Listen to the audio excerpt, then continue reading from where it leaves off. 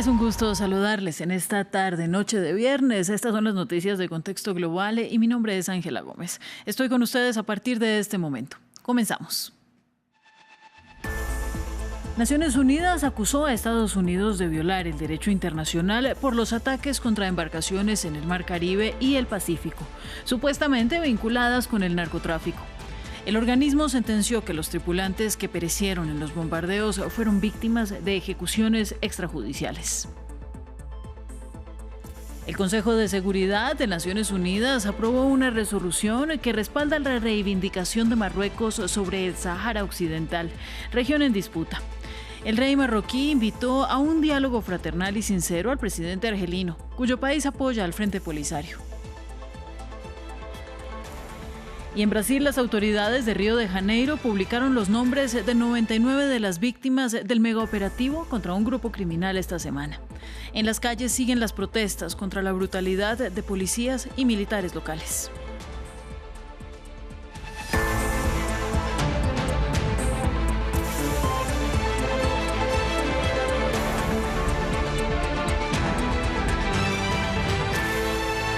La Organización de Naciones Unidas acusó a Estados Unidos de violar el derecho internacional con los ataques perpetrados desde inicios de septiembre por su ejército contra embarcaciones en el Mar Caribe y el Pacífico, supuestamente vinculadas con el narcotráfico. Denuncia que los tripulantes que murieron en los bombardeos, 61 en total, fueron víctimas de ejecuciones extrajudiciales. Veamos. Una acusación y un llamado por parte de la ONU cuyo efecto es incierto. Este viernes, el alto comisionado de Naciones Unidas para los Derechos Humanos, Volker Turk, pidió a Estados Unidos cesar de inmediato sus ataques contra lanchas en el Caribe y en el Pacífico. Estos ataques y su creciente costo humano son inaceptables. Estados Unidos debe poner fin a tales ataques y tomar todas las medidas necesarias para impedir la ejecución extrajudicial de las personas a bordo de estas embarcaciones, independientemente de los presuntos delitos que se les imputen. Una advertencia y la primera condena de este tipo por parte de una organización de Naciones Unidas. Mientras, los bombardeos por parte de Estados Unidos a lanchas acusadas de transportar drogas mataron a más de 60 personas.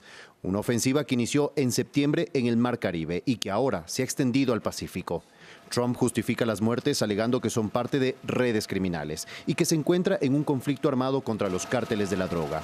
Pero, aun si se tratara de narcotraficantes, organizaciones internacionales señalan que no existe un conflicto armado que autorice este uso de la fuerza, por lo que Estados Unidos debería ser juzgado y sancionado, según Human Rights Watch.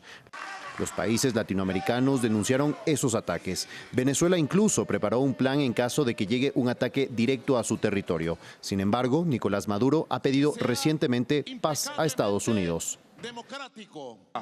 Not war, not war, not war. Just peace, just peace, just peace. Forever, forever, forever.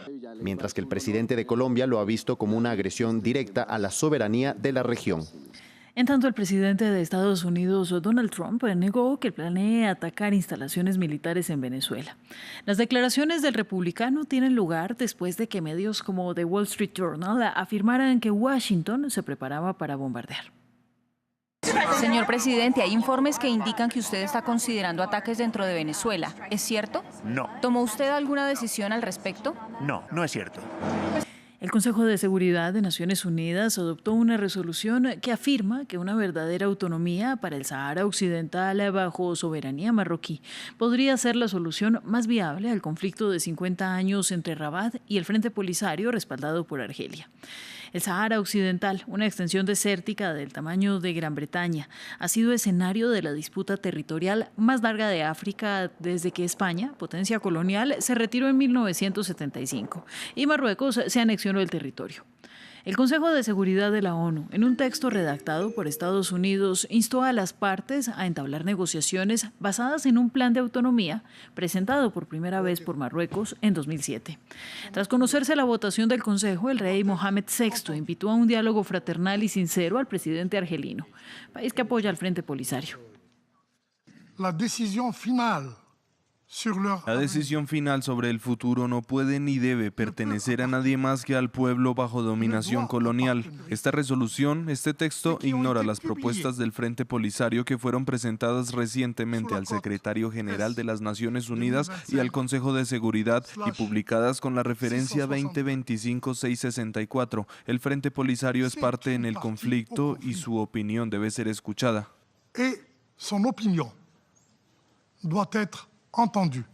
Vamos a Brasil. Familiares de las más de 120 víctimas mortales del megaoperativo de la policía y los militares en 2 favelas de Río de Janeiro salen a las calles para protestar contra la brutalidad y la letalidad de la operación. El presidente brasileño Luis Inácio Lula da Silva condenó el actuar de los efectivos, mientras el gobierno local justificó sus acciones, supuestamente dirigidas contra el grupo criminal Comando Vermelho. En tanto, las autoridades publicaron parte de los nombres de los muertos. Nuestra corresponsal Valeria Sacone nos reportó sobre lo que se conoce. Bueno, mientras tanto son ya casi 99 los nombres que han sido divulgados y el verdadero kit de la cuestión que todo el mundo estaba esperando es cuántos de ellos realmente tenían una ligación con el Comando Vermelho y con el narcotráfico, porque esa siempre es la guerra de narrativa entre la policía y los civiles, los familiares de los muertos. La policía siempre habla de narcoterroristas y los civiles hablan de muertos inocentes, de personas que no tenían nada que ver. Pero bueno, los datos oficiales de la policía dicen que de estos 99 nombres, 78 tenían antecedentes penales y 42 eran fugitivos de la justicia. Otro dato importante, 39 eran de otros estados, y esto es un dato que la policía intenta demostrar con él, que Río de Janeiro se ha vuelto como el centro de operaciones de esta banda criminal del Comando Vermelho, que opera ya a nivel nacional. Recordaréis hace unos años las ejecuciones masivas en las cárceles de la Amazonía se debían precisamente a la acción del Comando Vermelho, que ya domina prácticamente territorios inmensos en muchos de los 27 estados de Brasil. Y mientras tanto, los vecinos de ambas favelas denuncian una gran crueldad de la policía, y por esta razón han salido hoy a la calle en Peña, uno de los macrocomplejos de favela, escenario de este gran operativo, precisamente para pedir la prisión del gobernador Cláudio Castro y también sus dimisiones. Y esta protesta ha sido imitada en varias capitales de Brasil a lo largo del día. Hay muchas convocatorias en ciudades como São Paulo, por ejemplo, o Brasilia. Y finalmente recordar que ayer hubo un momento también muy tenso frente al Instituto Médico Legal, donde había muchas madres de víctimas que esperaban noticias para poder reconocer el cuerpo. Hubo una manifestación de madres y la policía la dispersó usando gas pimienta, lo que ha enrarecido aún más el ambiente en una ciudad, Río de Janeiro, que todavía no se recupera de ese shock. Y la comunidad internacional ha reaccionado con indignación ante los informes de ejecuciones, masacres y violaciones en grupo generalizadas en Al-Fashir, en Sudán. La ONU y la Cruz Roja denuncian atrocidades, aunque las fuerzas de apoyo rápido han negado tales abusos y anunciaron que arrestaron a varios combatientes y ordenaron una investigación sobre posibles delitos. Más detalles en este informe. Mientras crece la condena internacional por las atrocidades cometidas en Al-Fashir, las fuerzas de apoyo rápido arrestaron a varios de sus combatientes. Entre ellos se encuentra Abu Lulu, presunto autor intelectual del asesinato a tiros de decenas de personas desarmadas en la ciudad, como se observa en varios videos que circulan en redes sociales. El brazo mediático de las FARC publicó un video de Lulu siendo trasladado bajo una fuerte custodia a la prisión de Shala. En el marco de los esfuerzos de las fuerzas de apoyo rápido para consolidar la justicia y el Estado de Derecho, y dando gracias a Dios, la persona llamada Abu Lulu fue arrestada el 30 de octubre, para que la justicia y el Estado de Derecho se apliquen de acuerdo con los procedimientos judiciales establecidos.